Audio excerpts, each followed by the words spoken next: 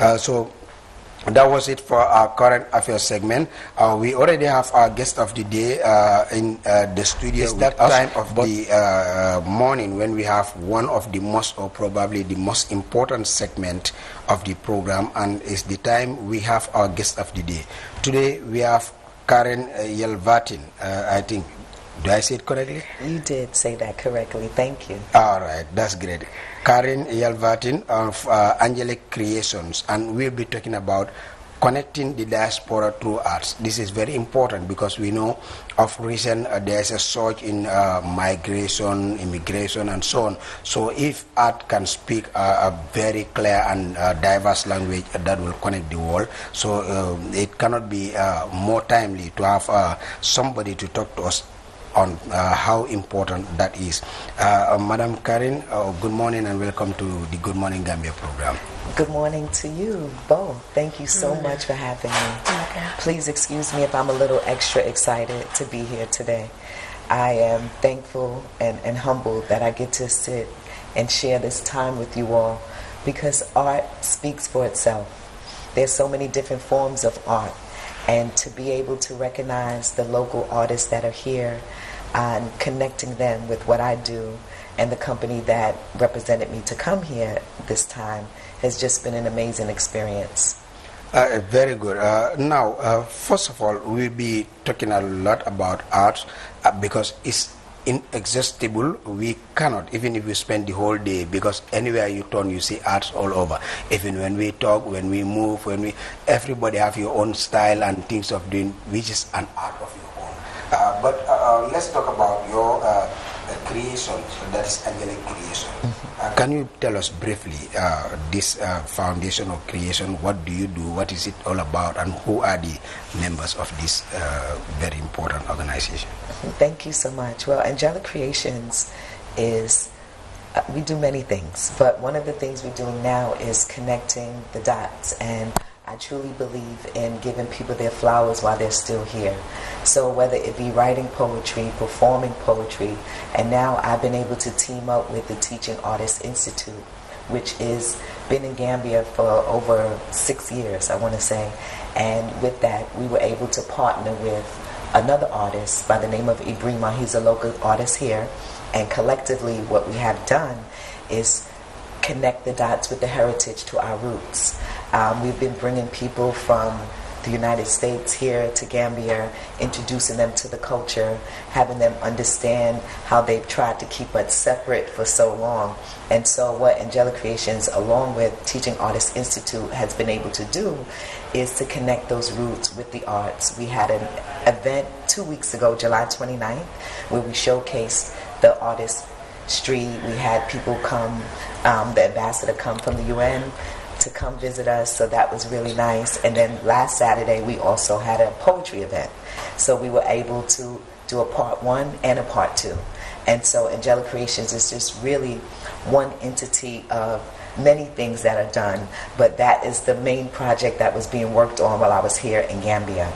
But with 10 questions, if you were to answer 10 questions about him, I can write him a poem and he would think that I've known him for the rest of his life. All of his life. Oh, and that's amazing. I think we'll have a test of that. That's how beautiful arts and artists are. Very smart, intelligent, and just by looking or by by observation, they can come up with something magical. Yes. And now that is very important. You're talking about connecting the people to roots, that's and so on.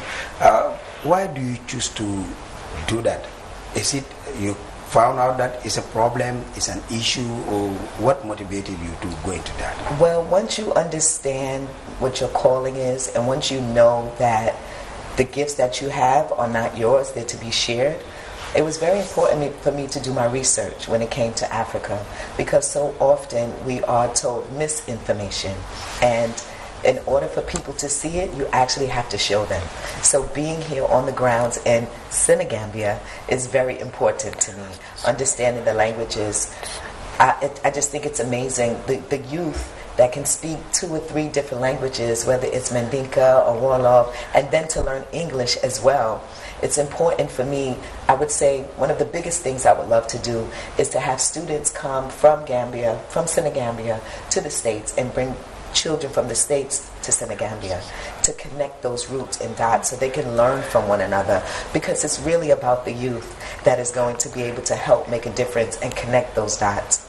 Way too often, I know people, elders, that are still afraid of coming to Africa because they don't know what to do, because they've been fed so many mistruths, and they don't know that this is the motherland. This is to watch everyone live off the land, and the fruit and the food and the people and the languages is just very comforting, and I really felt at home. I can honestly say that. Okay, Madam Angeli, talking about the connecting the diaspora through arts, can you tell us the significance of arts? The significance of arts? How much time do we have? So the significance of art, like what you all are doing here, is also part of art. So artistry comes in so many different forms. When I say the connecting of the dots, going back to what we did 2 weeks in a row, you had an artist and a poet come together.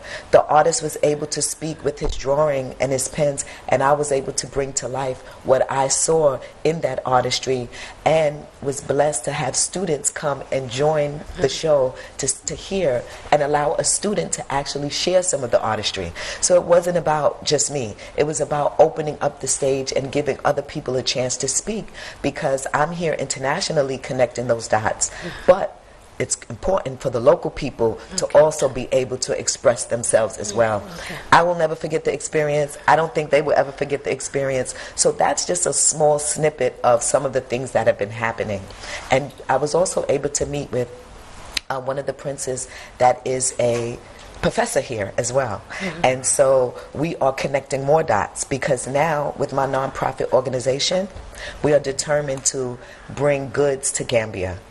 I've also been working with a gentleman from the United Nations, Mr. Gordon, and he is working to bring medical equipment to Gambia. So this is all part of the arts, because if I wasn't here on the grounds doing what I'm doing, people may not want to listen or want to hear or even want to help and assist. And what form of art do you use to pass your messages? Poetry, spoken word, and as a performing teaching artist, I also teach as well. Very good. Okay, now if you look at connecting the diaspora through art, it seems very wide. And then you've also made mention of some of the misconceptions that if you don't try to trace the roots and try to connect the people to their roots, those misconceptions might not be clear. So as somebody who has come to Africa from the United States, and then you've learned some of these misconceptions and you see the difference from what you had before, what are some of the misconceptions that you try to make people understand that this doesn't actually exist as we had? Well, I would say as a child growing up, they would show a lot of negative commercials or advertisement when it came to Africa. So we didn't know any better. I would honestly say we were ignorant and not knowing how to go to the next step. But we also didn't have this amazing technology, right? So now we can actually see it. We can feel it. And one of the misconceptions, let's start with food. We can start with food. People don't know that you have some of the best dishes here. And sometimes they bring them to the U.S., but it's nothing like when you have it here. Whether it be, let's take for simple, the onions and gravy, how they chop up the onions and, have that part of when you have your fish and your things, and everything is fresh, straight from the water. I went to South Gambia a couple of days ago, and it was my first time there. And to watch the fishermen work, to see the hard work, I would say that was one of the misconceptions. Around the world, they love to say that we as a people are lazy. We don't work. Who don't work? You can't survive here if you don't work. No. I also feel that the people here work extra hard because everything doesn't have to do with credit. When you think of the United States, most people, if you have a job, you can get something on credit, right? Or loan. Here, you buy it. it's yours, Exactly. right? Exactly. And so that's a mentality that we can share even with the youth in the United States. Exactly. It's not about waiting around for something to happen.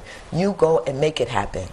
When I went to South Gambia, I met a gentleman who has his own juice bar on the beach. Only one on the beach. I got my coconut water finally. I was so happy. And I crack it open and had the jelly inside. So those are some of the things. Yes, can you tell? I want more. So those are some of just, I can go on, but those are some of the things. You know, to wake up every morning and to breathe in the fresh air, to be able to walk to the beach and see the sand and see the water and watch the people work, whether they're selling their own goods, whether it's peanuts or cashews or fruits or apples, avocados. It's all fresh. And that's why you live long, right? You live longer and stronger because you come from this. It's already a part of you, but you don't even realize it because it's every day for you. Yeah. So when I'm excited, they're like, relax, this is what we do. And I'm like, no, you don't understand. If I could see this and live this every day, that's what I would want to do. And that's one of my goals now, is to make sure internationally that we work with the government and some people to bring as many goods, medical equipment, whatever we can to Gambia, because it's very important. It is so important for me. So now I have to bring it to life. What's your favorite Gambian dish? Oh, Bahal, supakanja, benachin. Gunajing. And you know what's been amazing too?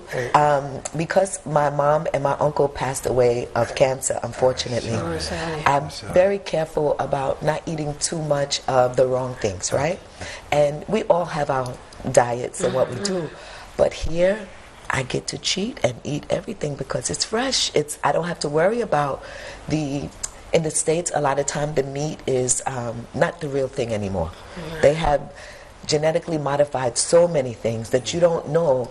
The chicken is as big as me. One piece of chicken is as big as me. That's not real chicken. It's not real. No, you know? And so even here with the eggs, you're not supposed to refrigerate eggs. People don't know that. But if you come to Gambia, you will find out. And you can eat everything that's just right there and fresh for you, even in the hot sun. One thing I love is no matter how hot, people will find a way to look nice and look professional at the same time. How do you do that? I don't understand. It's so hot. I know, but but those are the things you grew up on. So it's easy for you. In the States, they would never understand that. But I embrace all of the culture. I embrace so many different things. I was able to even visit a mosque when I went to Senegal, one of the biggest mosques. And it was just so calming, so welcoming, and it's something that I'm glad I had a chance to experience. First time in Gambia, but I went to Senegal twice, and I was determined to come here this time. So thank you so much for having me. Thank you too. And how can arts connect the diaspora to their roots? Well, I would say this, we all have to do our part. So make sure we share this interview.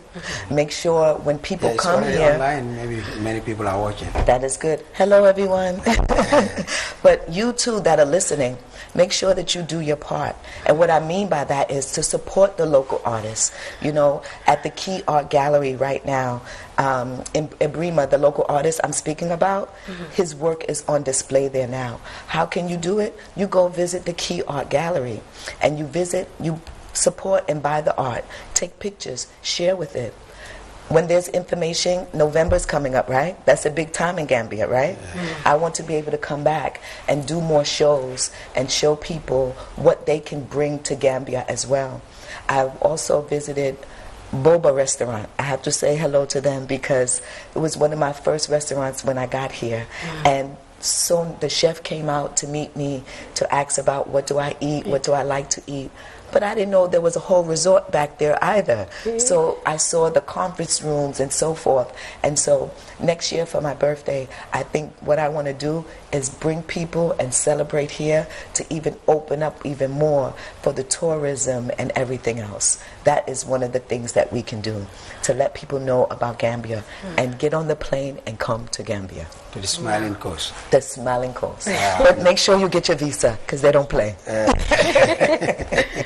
Exactly. Okay, now if you look at, as you were saying, we all have our part to play. And when we say art, it's a very wide field, very broad in context and in practical. how do we do this?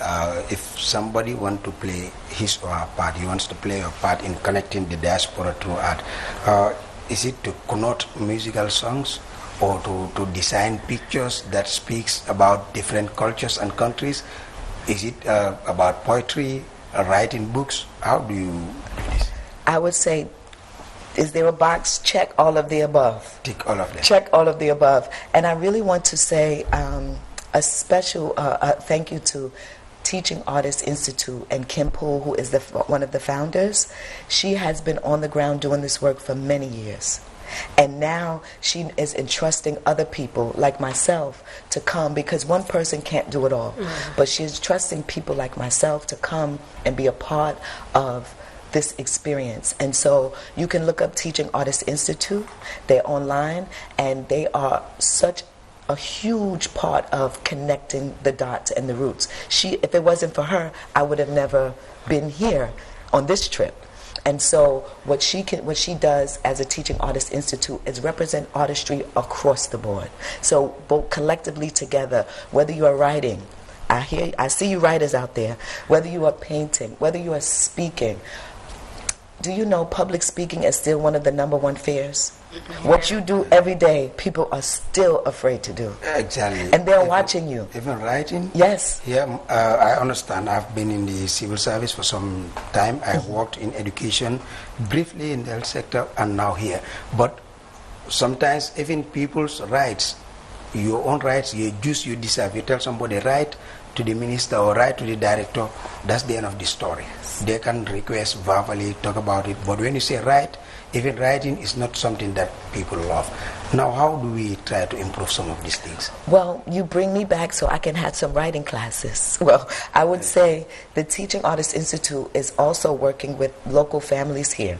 And so there is a school that they are doing, it's a homeschool for now, that they'll be working with the youth, bringing them in, teaching them the academics first to make sure they get that, and then also going to the writing. And that's part of what I love to do and have been doing. I work with the youth, and this book was published in 2017. Inside of this book, we have a section of young girls who I was working with who were in the 5th grade. Now they're on their way to college. And I ran into some of them telling me how writing helped to save them. Being able to tell their own story. Everyone has a story, but you have to tell your story. So whether you are just taking a little journal, writing down what's happening during the day, or even interviewing your family members. So often we wait till the family members pass on, and then we want to get so much information, but they can help you right then and there. So writing, please, please, please pick up a pen and write. So often we get caught up with the phones, right? Everybody's on the phones, that so many people don't want to write. So we are here to tell you, in order to get where you are, where I am, where this amazing place is, writing, reading is so, so important. So thank you for asking that. Yes, tell your story, we must. Now, some people will still say that writing or arts is a natural trait instead of a learned something or passion.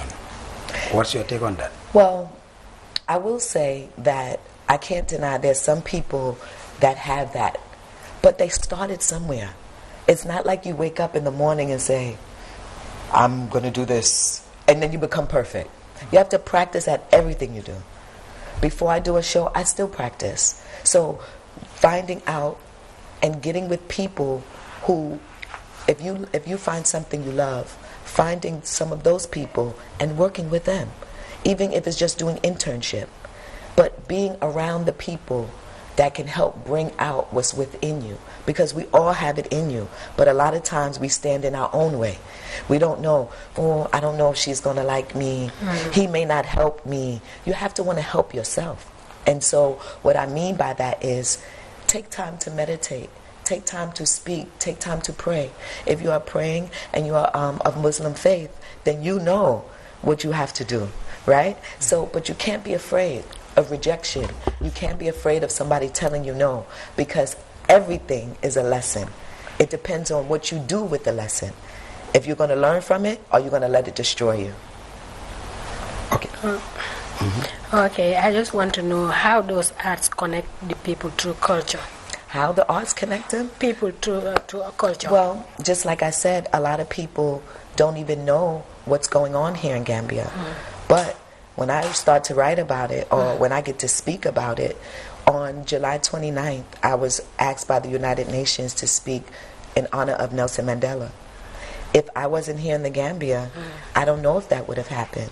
But the way that it happened made it that much more powerful and magical. So now you have people all over the world from the United Nations. I'm here in Gambia speaking on Nelson Mandela.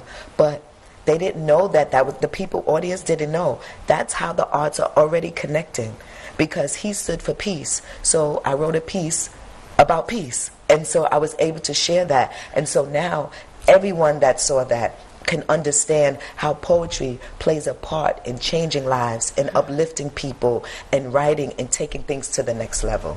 And that's just one segment of connecting those arts. Okay, now all these things might be very difficult, if not impossible, without networking. One of the main problems. Maybe there are many people out there who have the talents to do it, who are even doing it maybe, but cannot reach out to the wider world, cannot reach out to maybe even other African countries within the sub-region, because here I can say it's only easy to travel to Senegal, maybe Guinea-Bissau somehow. Other countries might be very difficult. How do you intend to break that network barrier for people to be able to access each other's message and so on? I'm so glad you said that. Networking is key. It's so key. And maybe I didn't use that word throughout the interview, but we will now. And that's what I mean. What we're doing right here. For example, you all have your week set up. Tomorrow I was scheduled to leave. I'm crying. But the fact that you all were able to find time in the schedule for me to come here. And I've been here since about 8 something, just waiting, because that's how important it was. So pushing through the networking and not being afraid. If I didn't come and meet with the prince to have the meeting, my shiro, I have to give a shout out to the amazing shiros that are here, brought me over to the station. Mariana brought me here to meet with another guy that used to work here. You here? You see all these connections, right? And I don't want to say, I think it's Lionel. I hope I didn't say his name incorrectly, but he used to work here. He introduced me to the other wonderful woman who's now working this segment, and all of that was connected to each other. The networking and getting out of your own way and being able to push through. One of the things I want to do for Gambia is during the holiday in the U.S., I want to be able to reach out to the people that like to give during that time, right? And have a situation where we can help some of the families here. So now, locally, we are now even bringing a more wider range information about Gambia and helping out wherever is needed. Because so often people don't know, instead of spending money on fancy shoes or fancy this, we could be helping each other and inspiring each other by just donating and doing what we can to help the arts. Whether it's art supplies, whether it is sponsoring a child to go to school or maybe come to the U.S. to work on their artistry. But they have to want to do it and take those steps to do it. I'm available. I will share my information. I have no problem speaking to people, whoever's listening and watching, where myself and the Teaching Art Institute can help guide them along those lines. But they have to take the step forward to make the phone call or send the email, right? Or go on social media and create for themselves. Sometimes we get so caught up in doing the work that we forget the networking is so important, because without that, I wouldn't be sitting here with you today. Exactly. Now, if you look at networking, as you said, is one of the keys, if not the key to connection. Maybe probably the key to connection. But also, if you look at the people, as diverse as we are, we have different cultures, different languages, which are also another sub-barrier to networking. Yes. How do we plan to break those barriers? Like somebody in the United States may have his or her roots in Senegal, which is a French-speaking country. In Guinea, maybe in another country that speaks Portuguese, like Guinea-Bissau, and so on. But you don't speak those kind of languages. Adapting to the culture is something, but language is another thing that you need to take time to learn, to adapt. You can just come to the Gambia, adjust yourself, accept the food, accept the people, the temperatures, whatever, the weather or so on. But the language, you have to take time to adapt to it. How do we work around that barrier? It's hard. It's work. You have to be willing to put in the work. I've been learning a little bit of the languages, Ndinka and Wolof, and I'm not going to say it's easy, but when you accept, I want to be a student for life so I can always learn. And if you are willing to learn, and that's why I love the youth, sometimes adults, we get a little set in our ways, right? But here, you have such a great advantage. Most of the people here speak more than one language. Mm-hmm. And good thing I can speak English well, otherwise I would be in trouble, right? Because that's only one. Mm-hmm. And that's sad. I wish I was here to learn more of the languages. But asking questions, I tell people, please try to speak to me in the different languages so I can learn. And so I recall one song, and don't get mad at me if I do it wrong, but I know we added this to the show last week, and it went something like, Tsunami amo, tsunami amo, tsunami amo. So I'm learning, and it starts there. What if I start with the music and understanding? Or listening and understanding certain words. And a lot of times with language, believe it or not, 98% is the body language. Exactly. So if you are talking any language, you can sometimes understand just by how someone is expressing themselves, how they are moving their hands, So yes, you are right. The language is something to look at, but it's not impossible because we are the people of the impossible. Do you learn basics of some of these local languages here? Yes, I'm learning, but don't put me to the test yet. Okay, I want next to ask time. Huh? Itondi. Itoni? Itodu. Itodo? Naganda tuda. Nagada tuda? I'm asking now. I know, but I'm repeating. I'm making sure I'm pronouncing it correctly. Okay, yeah. Yes. So now answer. Okay. Itondi or Itodum is all the same. It's like, how are you doing? No. What's your name? What's my name? Oh, Itodun. Okay. They didn't teach me that one. They taught me more of the greetings. And so, but Itodu is, what is your name? What have you learned so far? I can't remember it all. The song is in my head. But I'm getting some of the, to say hello. Will say, Itodum, that is Ito, your name, like it's somehow reversed to the other languages. You say, what is your name? Here we are saying, your name is what? Your name Itodum. is Itondum. Yes, that is in Mandinka. Wolofs will say Nakangatuda. That is like, what is your name? Now, I've heard that one. Yeah, yes. Nakangatuda. Yes. So I'm learning. And I promise next time, I will have more memorized. Nagadef. Yes. Nagadef? I've heard of that, yes. Jamare. Yes. That's great. Okay, madam, what is your experience in the Gambia impacting your art? My experience has been really great. I had no idea what was going to come about this. I had no idea what was going to happen. And so I was open to whatever was going to happen. And working with the local artists, it ended up opening even more doors because I went to a restaurant.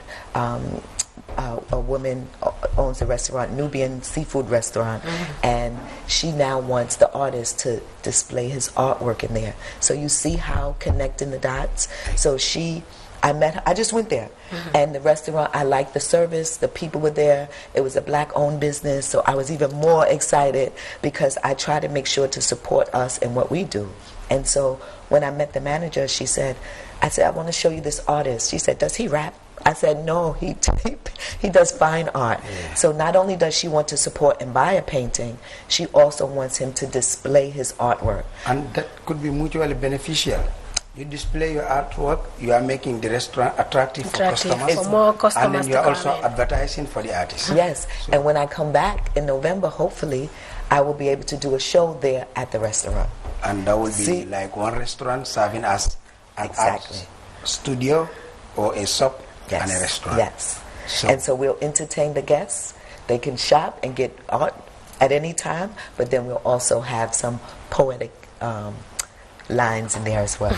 Very interesting, and a discussion we want to prolong as much as time allows us, but we just want to give you a very short break and we go for another segment, maybe in less than 10 minutes. We'll be right back, but we'll take a look at our religion segment, that is at Imam Malik. Let's look at that and come back. When we return, Good Morning Gambia continues.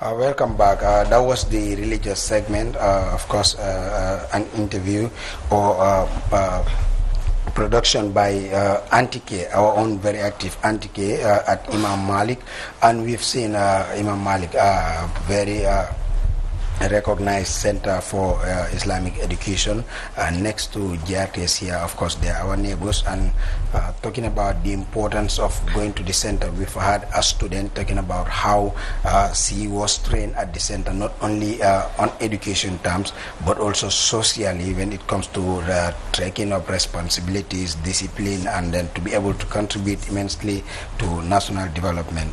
Hoja Imam Malik. Yeah, Imam Malik is a boarding school la. Exactly. Ñu ngi fii nii si MDR road bi so yaa comme ni ñu ko la fi nii rek dégg nañ xale bi lu mu doon wax rek comme naka la góotu naka la comme jànga daal ban solo la am sakantuma si ñëwee si wàllum diine léegi comme school yi nekkuñ ne soo fa nekkee comme arabic bi rek nga dee jàng sax danga dee jàng boot danga dee mën a jàng boot de English and the Arabic so daf la dee dimbale si lu bari. Lol, I'm not solo trop. Just to remind our viewers out there that this is Good Morning Gambia on GRTS TV. Of course, earlier I promised that it was going to be an exciting edition, even before knowing what the program have for us. But we've all witness and we can attest that it's a very exciting edition because we're saying something that touches all of us and it affects all of us and all our lives. Very important and relevant to everybody, no matter where you are, what you do, and how you live there. We are the Tuesday team, myself, Alajim Mbai, Hoja Gay Jallo. Of course, our third partner, Auntie Barkis Dawa, is missing today, but we have a very exciting guest, and that is Karen Yelvatin, Karin, is it Karina? Karin Yelvatin of Angelic Creations. And we are talking about connecting the diaspora through arts. Madam Karin, we have discussed a lot of issues, but one very key thing in anything we do right now in the world is the internet. How has the internet age affected the work of art and that connection as well? Because anything we are doing, despite the contributions it has to our lives, but the incentives there is important. It is.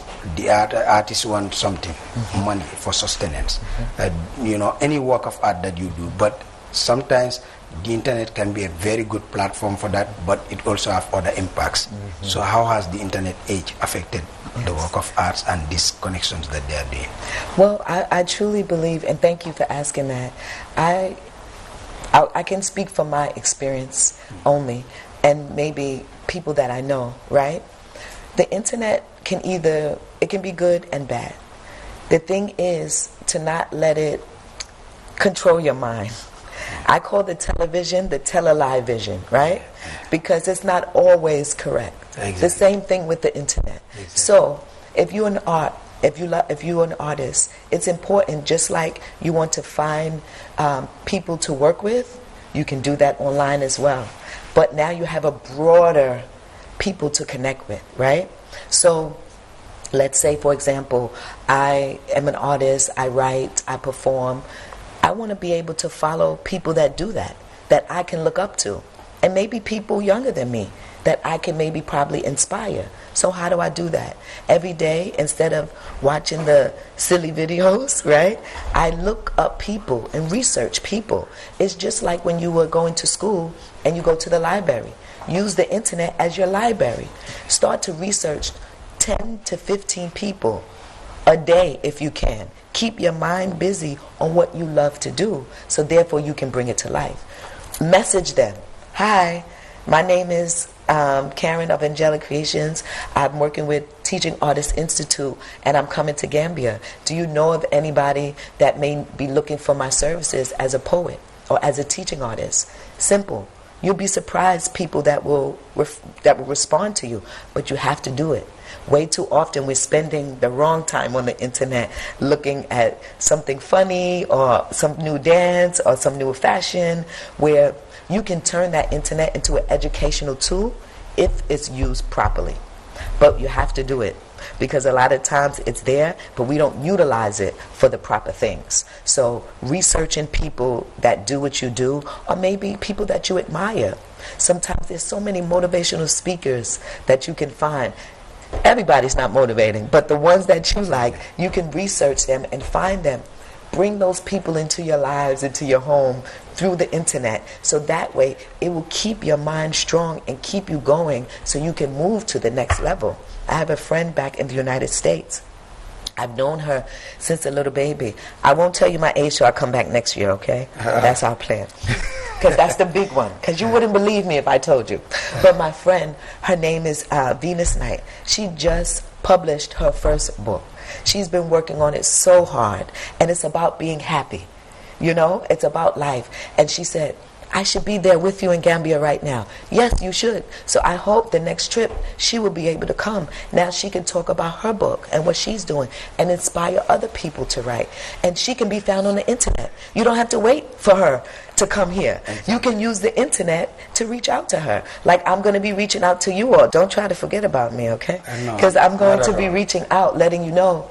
We met and we did this interview, but from this interview, I was able to speak to 5 children or 50 children that want to get into public speaking, but they didn't know how to go about it. But they saw the interview today and they said, I can do that. And yes, you can. And another thing, it's not about competing. There's room for everyone. So you have to find what works for you. What's for you is for you. What's for you is for you. What's for me is for me. It cannot be taken away. So I truly believe we don't compete, we complete. Okay. Madam, we have so many young Gambians, talented, who want to focus on arts, being a writer, poetry, or music, but still have some barriers. What advice do you have for those people? Okay, artists, if you're listening, I know we said a lot today, but one thing I want them to do is to get up every day, knowing every day is bliss to get up, right? Mm-hmm. So make a list of what you want to do. Mm-hmm. The next list is what is standing in your way. And then you actually have to do the work. And what I mean by that is make your to-do list. If you're an art is in so many forms. You could be a chef. Mm-hmm. That is art. Mm-hmm. So what are you doing with your art? Are you online once a week, recording yourself, showing people what you do? Okay. Right? You have to show it. If they don't see it, they don't believe it. If they didn't see us today, they wouldn't believe it, right? They would say, oh, there's no international guest here. They don't get along with each other. They don't know how to come together and be brothers and sisters for real. Now we show them. And that's how you can actually, that's a start. But make that list and follow through. If you have art, record yourself. Promote it. Not one time, every day. Because eventually people will start to see. Now we know that everything is not always in our favor, right? They have algorithms and certain things that may stop you. But only you can truly stop yourself if you do nothing. So you must get up every day and do something towards your art, whatever that may be, because only you know what your art is. Very good. And please feel free to reach out to me as well. Yeah, we're getting signals that we are completely out of time, but quickly, can you recap? What is your message to the people that we've not, you want to maybe discuss something that we've not touched on? One thing we didn't touch on is, and I have to say, feeling safe here in the Gambia. I haven't seen one act of violence. You understand? No arguing, no yelling, no cursing, nobody being upset, ready to, and nobody is perfect, but in the U.S., and I'm not taking anything away from the U.S., I know that's where I was born and raised, but I am home now, and the violence is not a good thing. It's rampant, okay? I never thought I would see construction in Africa, but even the construction is not bad. It's not loud noises. And I just want to thank Prince Sekumi, Louis, Mariama, Rojo, Bai, so many people that have helped me to connect me while I was here to make everything a success. Without them, Mama Nasira, she is a health and wealth fitness woman. She is vegan, and she took me into her home to show me some amazing things. So whatever you want to do in the Gambia, you can do it. But they treat you like you're home. So as soon as you get here, don't expect to be treated like the red carpet is rolled out, right? You come here, you find what you want to do, and then you get to work. And that's what I'm here to do. And Hoja finally close. tey mbokk yi lii la ñu waxtu mayoon suñu gan bi tey mu amoon di Karim Yalvatin moom nag di nga xam ne ni mu ngi jógee sa Angelic Creation waxtaan nañu fi lu bari si lu demee si wàllu arts maanaam xarañ ak yi ko mel alaaji so ñu ñoo signal ne tey nag waxtu bi tey fii la ñu waxtu bi emal kak amatuñ dara luñ si yokka di jaajëfal képp ku nga xam ne ni mu ngi toogoon rek dañu seetaan ñu ngi jaajëfal bu baax a baax di jaajëfal tamit ñi nga xam suñu gan bi njëkk ba nga xam ne nii jël na tay mam ñëw fii nii depuis 8 o'clock bu fi toog so thank you so much. Thank you. And can I say just one more thing? They want me to leave tomorrow, but I want to stay. So if anybody listening knows somebody that works at in the Senegal airport, I want to stay longer. Let's try to make that happen. So di jaajëfal ñi nga xam ne tam ñoo jàpp si programme bi Jirios mais ni nga xam ne nii moom moo téye nekk si wàllu caméra bi ak suñ team of technician ñi nga xam ne ñoom itamit ñoo téye si programme bi bu baax a baax ñoo nekk si wàllu machine yi ñu ngi leen a jaajëfal di leen jox dig dage ba ëllëg incha allah dina am beneen team bu fi nekk ay si leen di programme Good Morning Gambia bi alaaji. Bye ak wéef ba sa rek mu fine. Thank you.